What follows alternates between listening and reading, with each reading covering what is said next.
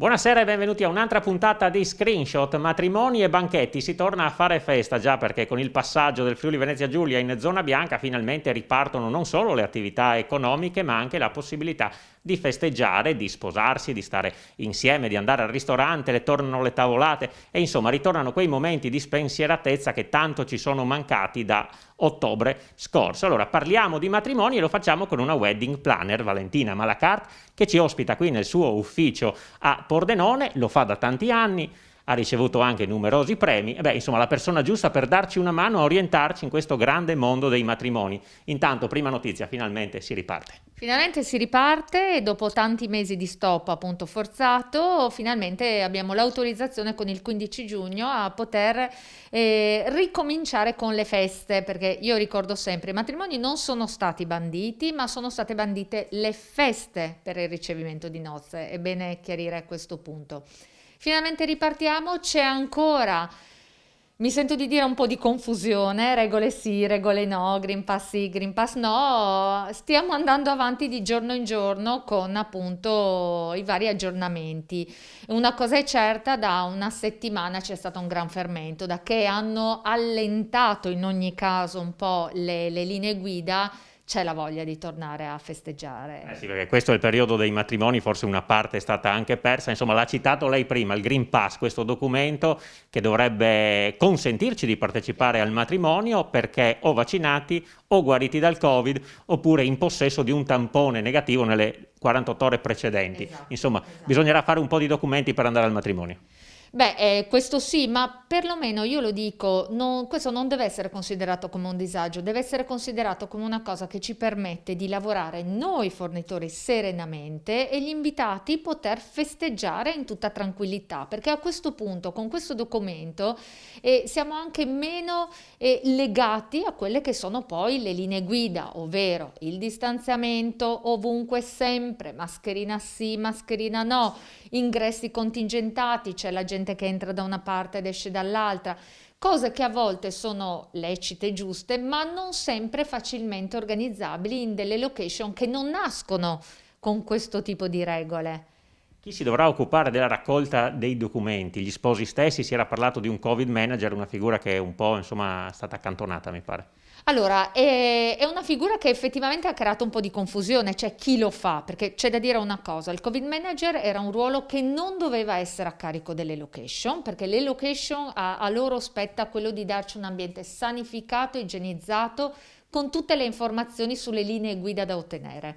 Il Covid Manager è una figura che comunque era a carico degli sposi o a carico dell'organizzazione, però a quanto pare era una figura importante che non solo doveva provvedere alla raccolta di questo dato, alla conservazione di questo dato, ma doveva anche controllare tutto lo svolgimento dell'evento. Quindi a questo punto si è cercato di capire chi è che lo fa.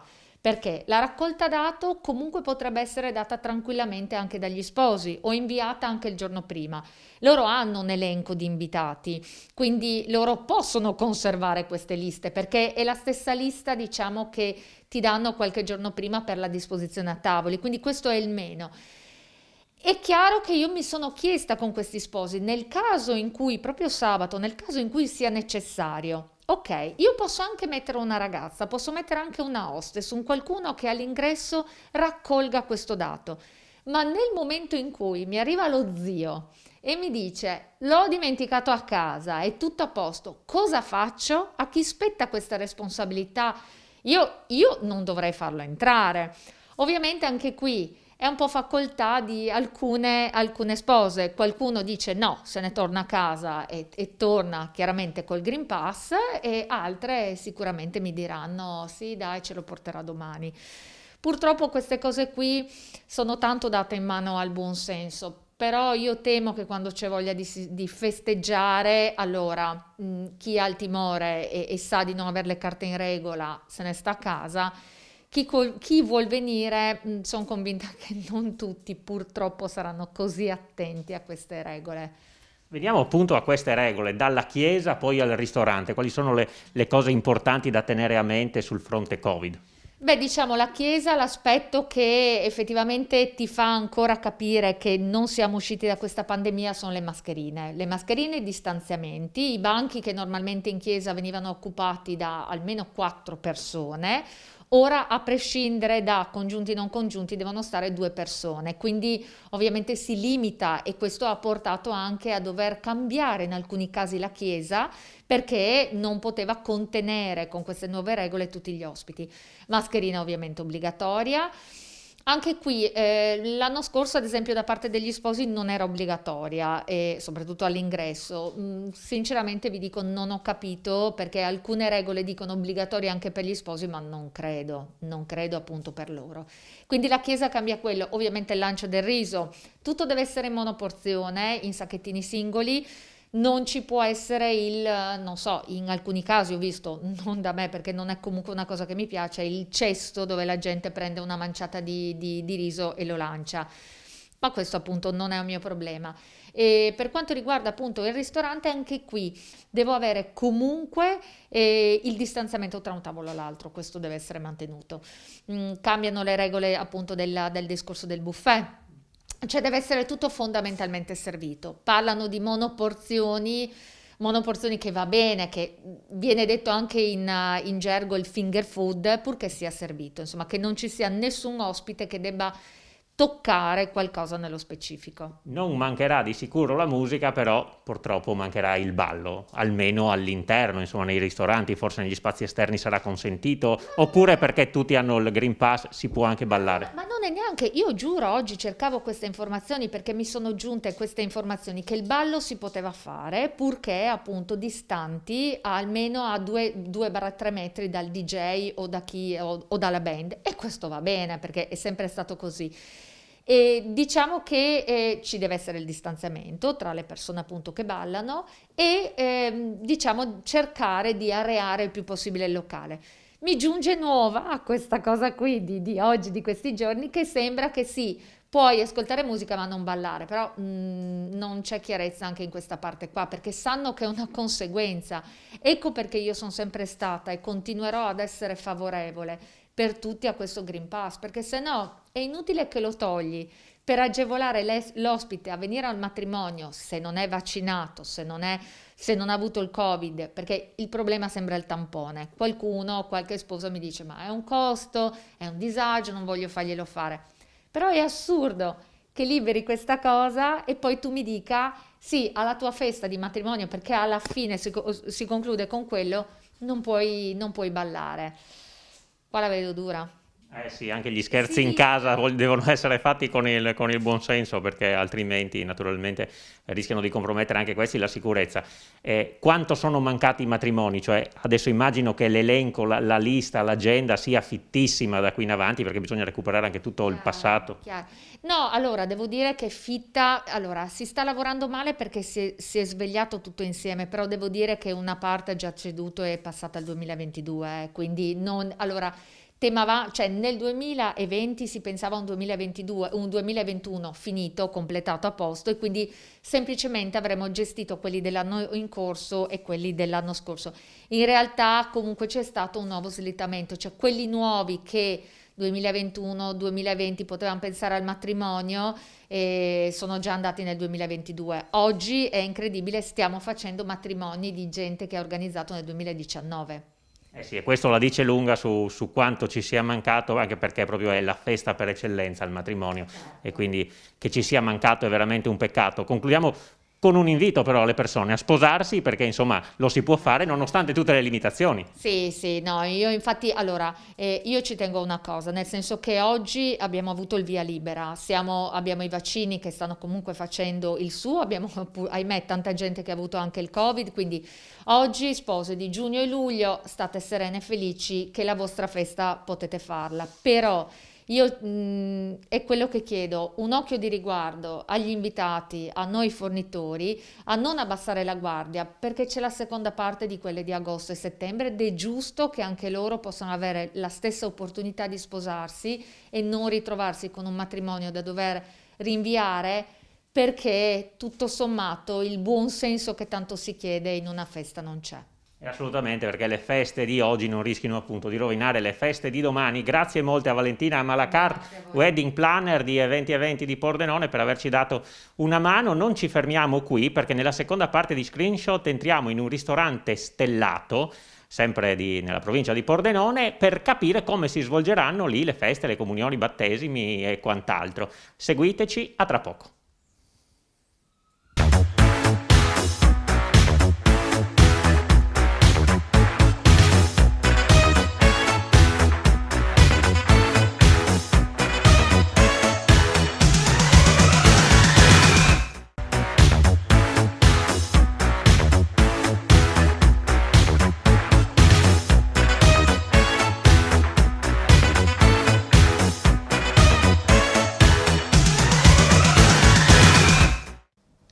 Seconda parte di Screenshot, abbiamo parlato di matrimoni, ma matrimoni significa anche festa, festa al ristorante, cresime, battesimi, comunioni, questo è il periodo. Siamo a San Quirino all'hotel-ristorante La Primula in compagnia di Pierre Dalmas. Questo è un ristorante stellato da 38 anni, una delle eccellenze della ristorazione del Friuli Venezia Giulia. Bene Dalmas, finalmente con l'arrivo della zona bianca intanto si torna a cenare anche alla sera senza limiti di coprifuoco che altro, e poi finalmente si può tornare a fare festa al ristorante.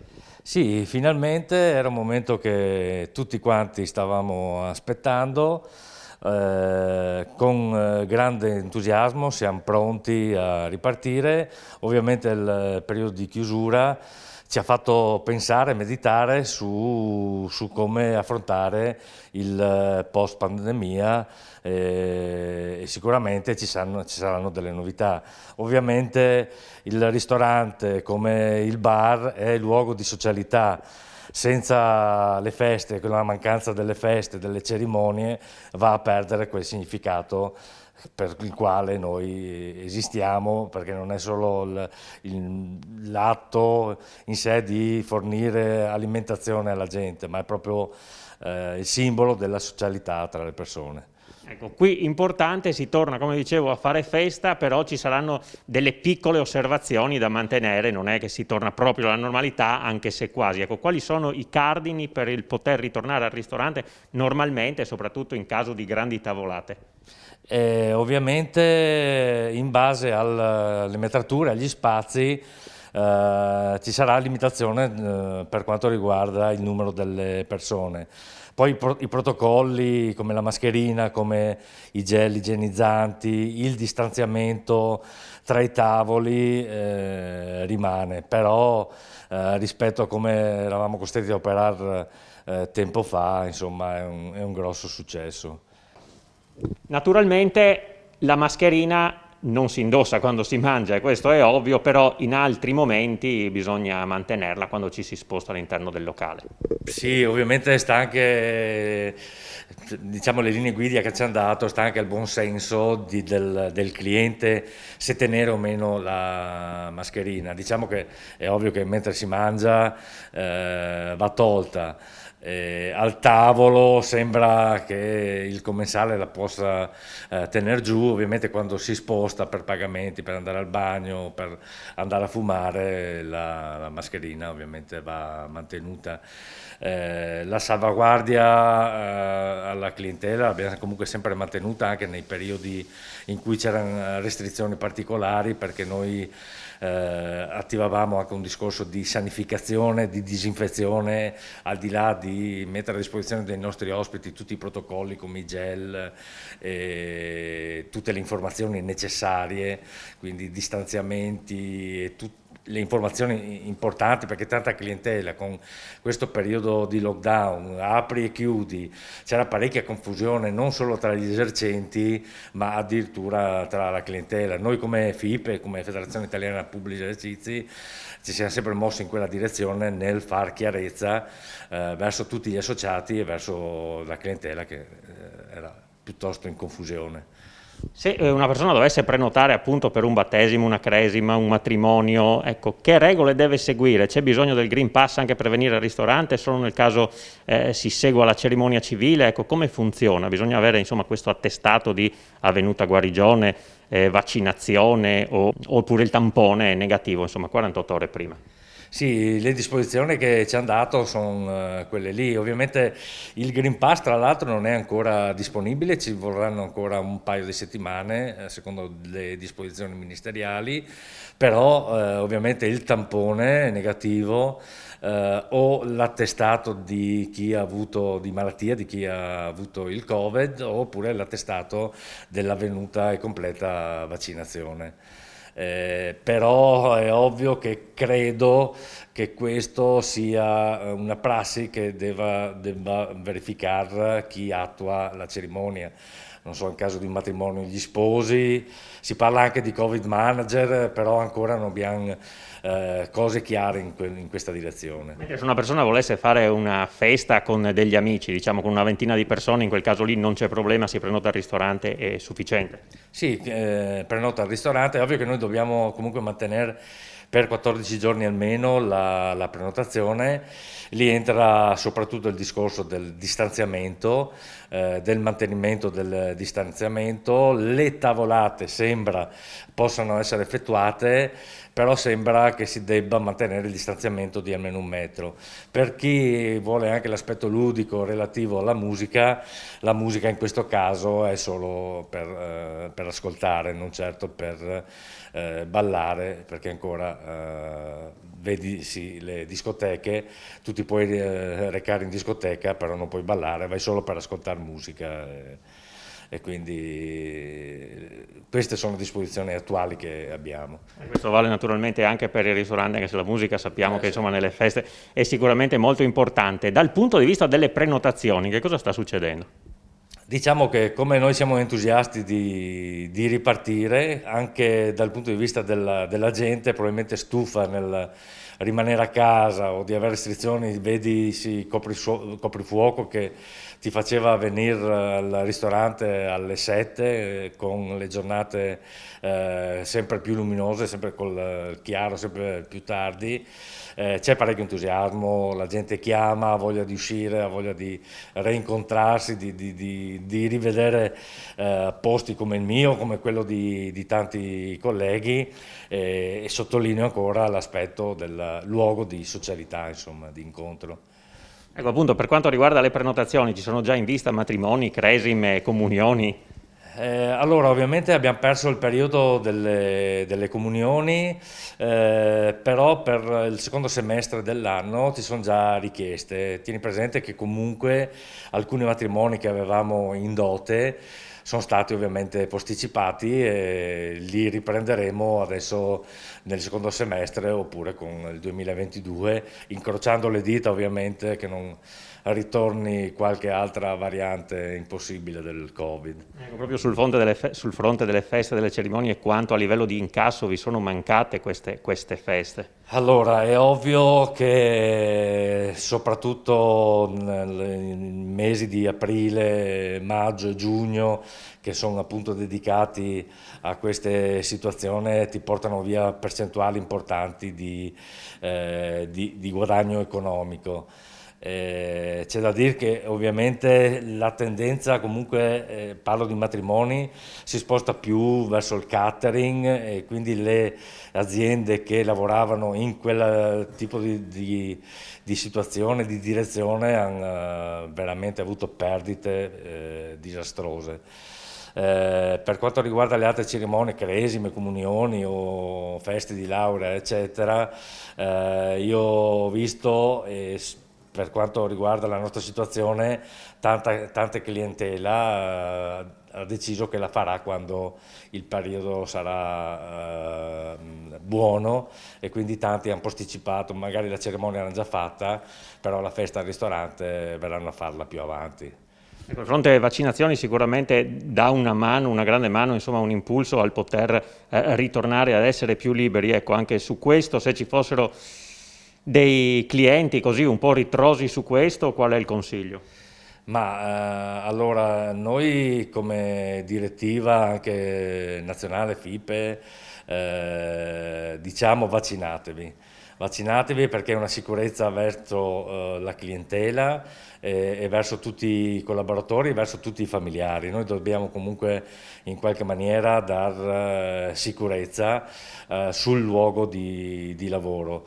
La vaccinazione ovviamente ci sta aiutando tantissimo perché se no non credo sarebbe stato possibile ripartire col 1° di giugno con le nostre attività, quindi il messaggio è vaccinatevi.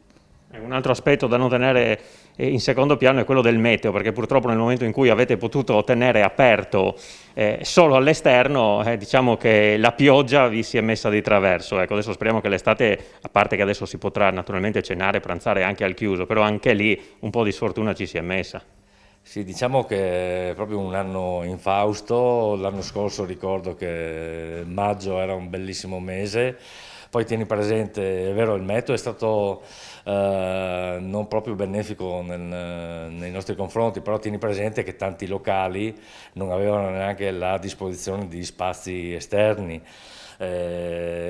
Hanno fatto cose un po' discriminanti, perché al di là della mancanza dello spazio esterno c'è anche una situazione geografica da valutare, perché io penso magari a chi ha ambiente in Piancavallo, ad oggi sì, non poteva certo operare all'esterno anche se erano bellissime giornate con le aperture. Poi il paradosso è che comunque chi aveva albergo, chi ha albergo poteva far mangiare i clienti dentro. L'altro paradosso è il discorso dei cosiddetti risto mensa, quelli che su contratto aziendale davano da mangiare appunto alle aziende, potevano far mangiare i loro clienti dentro e gli altri fuori. Gli autogrill potevano tranquillamente consumare all'interno. Eravamo un po' demoralizzati e tra virgolette arrabbiati anche per queste disposizioni.